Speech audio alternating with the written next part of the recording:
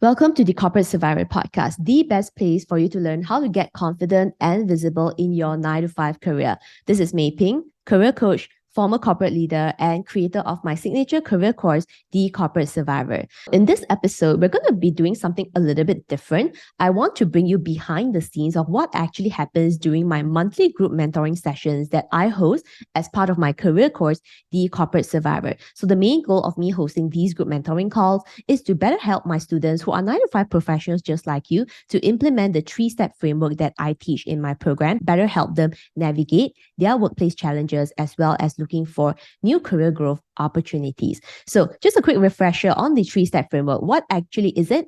It's the 3-step framework to help you to become more confident, competent, and grow your career. So step 1 is getting clear on the corporate world. And once you're clear on exactly what you need to do, then we move on to step 2, which is getting confident with corporate skills. Then that's all about feeling confident and learning the necessary essential core skill set that will help you navigate and be successful at any job.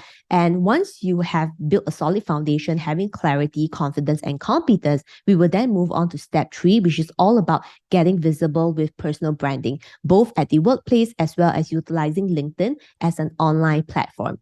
So that is the 3-step framework. So these are things that I covered in more detail by helping students to better apply the methods taught, as well as helping them along their career journey. So specific to today's episode, let's kickstart with step 1, get clear on the corporate world, where it's all about understanding corporate structure, culture, and people, and really learning how to adapt in a new job. So whether it's your first ever job right out of university, or you have just started a new career, maybe in a new company or a new industry, or you are someone who's just in the process of adapting to your current company. Step 1 is all about really understanding what you are supposed to be doing so that you can set yourself up for success without the feelings of loss, confusion, or overwhelm. So without further ado, let's dive in and bring you to behind the scenes of the things that we discuss in the group mentoring calls.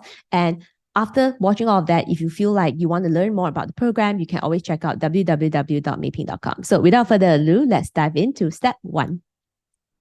Okay, so now let's move on to the next section, which is the mentorship Q&A. So these are the Q&A forms that you guys have submitted your questions, and it's also something that I send on the 1st of every single month. So let's start with the 3-step framework first, then we'll go into the career journey and job search questions. So let's start with the phase 1 question, which is get clear on the corporate world. And this is a question around dealing with a change in job scope. So this is what the student has said. So she negotiated a slightly higher salary and her job scope was changed to a more technical role. Felt concerned about this job as I don't have much technical skills. How do I set expectations with the manager so I won't be overly too concerned about my role and at the same time not over-promising a manager or making my manager think I'm a slow learner? Okay, how many of you can resonate with this? How many of you feel like, oh, every time there's a change in job scope, you feel very lost, but at the same time, you also don't want people to feel that you're stupid? So how many of you can resonate with that? Now, one thing about this student's question is that I cannot really tell whether this is a completely new job or it's just an internal work, and then she actually asked for more money, and therefore her boss is like, oh, okay, since you're going to ask for more money, then like, I'm just going to give you new work, right? So now I'm going to give the answer in 2 directions, assuming that it's a new job, and then the second part of the question I'll answer it if, let's say, it's an existing job, but you just happen to do more work because you ask for more money, right? Okay, now the first thing is, if it's a completely new job, right?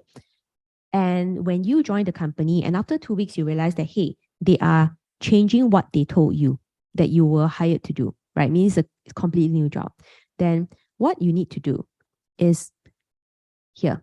Now, what you need to do is you need to make sure that you complete this 3S matrix, but you're going to complete this 3S matrix based on what you were actually hired to do.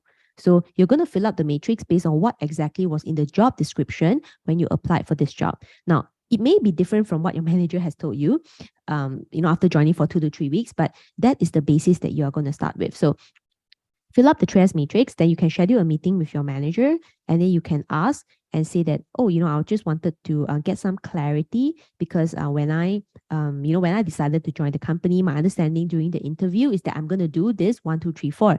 But it sounds like, based on what you mentioned to me the other day, my job scope has actually changed to something more technical, and it's actually a bit different from what I understand. So just wanted to get some clarity around this. So you can start by asking the question this way, right? In your one-on-one session with your boss. Now, there could be, I guess, two directions that can happen. Sometimes, maybe your role overall is more management, but there may be some technical skill, technical knowledge that you need. And that's maybe what your manager needs now. So therefore, you need to get started the technical work first, maybe just that a little bit, and eventually it will change into actually what you were actually hired to do in the first place. So if you can outline based on what you actually hired and then get that clarity and ask your manager the way I asked it. So take note of like my intonations when I was asking, and you can watch it in the replay if you want. So sometimes asking that question, getting that clarity, you may learn that, oh, okay, so it's actually something you just need to do for 2 weeks and it's not really your job already. So that's great.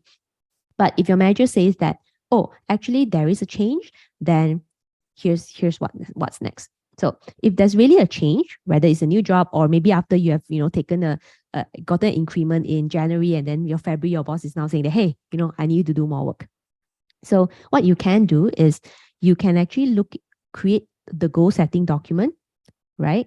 And then you can set quarterly targets. So this is actually the best way to manage expectations, because sometimes it is not 100% clear whether you need to immediately become super technical, or it's just that you're taking on a more technical task, but you are given time to learn. So first thing is to not think about everything urgently. It's not like now. Now, let me tell you, right, in corporate, right, it's never now. Like no one's going to die, right, if you don't fill out a piece of document. Like that's really the reality. But what it's going to do to you, if you think about it that way, is it's going to create a lot of panic and frustration, right? And I don't want you guys to panic. So what you're going to do is, now, after you have understood, right, what you're supposed to be doing, you're going to actually fill up the goal setting document. So that's the in module 4.1. But what I want you to do in the goal setting document is that you're going to actually create 4 columns, and it's going to be quarter 1, quarter 2, quarter 3, and quarter 4. So what you're going to tell your boss is that, okay, you can say, okay, I understand that the role is actually changing to a more technical direction, and my background actually is not as technical, but I'm keen to learn, right? I mean, I will learn. I do have plans to pick up. So what you're going to do is you're going to set by quarter, what are you going to improve on? So meaning not like, within, by tomorrow, magically you're going to be a very technical person. That's not going to happen to anyone. But what you can do is to break down maybe the technical tasks, right? Maybe you have like 1, 2, 3 technical tasks. Then you can break it by quarter. Say, okay, quarter 1, I plan to, read up on this regulation. I plan to learn this programming language, right? And then quarter 2, I plan to create this reporting using my, Python language or whatever. So you can break down the goals by quarter and then offer progress. So what you're going to do is that you're going to sit down and just say that, okay, I'm keen, I'm committed to, I know this is important for the role. And while I don't have this background, I'm keen, I will be putting in effort to learn. And this is my, my target quarterly performance plan. And this is how I'm going to progress towards that technical skill, right? To be able to do a job well done. Then you can say quarter 1, I'm going to do this, quarter 2, I'm going to do this, blah, blah, blah.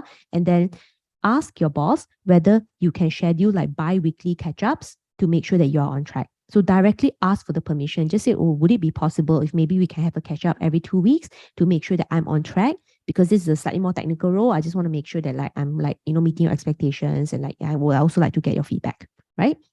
So now one thing just take note, not to be too afraid of like, this particular sentence here saying that I don't want to make my manager think I'm a slow learner. But the reality is that if you really don't have the skill, right, you're going to be somewhat of a slow learner, no? Like that's reality, right? So like don't let ego stop you from the learning process. So because you see, right, if you put up your hand and you really don't know how to do it, but you put up your hand, you can say that, okay, boss, I can do it. Now that you're going to set an overly optimistic expectation, and when it comes crashing down, it will look even worse. So my suggestion is that we are actually going to be honest about it, and it's better to say that, okay, right, I don't have this background, right? I have limited background, but this is kind of like what I have in mind by quarter. right? Can I get some feedback on that? Like, would it be okay with you? Or, right, I also plan to give you more updates on what I'm up to, right? I'll be, sharing, regular progress updates with you. And I would also like to have a bi-weekly catch up. So these are the ways where you can kind of like manage the situation a little bit better so that it doesn't come and bite you later on when you realize 3 months down the road, your boss is very angry at you. Okay. So this is kind of what I suggest. It may feel a little bit more painful, and I think it maybe feels a bit more comfortable to hide it, right? And then just promise and just say okay, okay, okay, okay, which is a very Asian problem.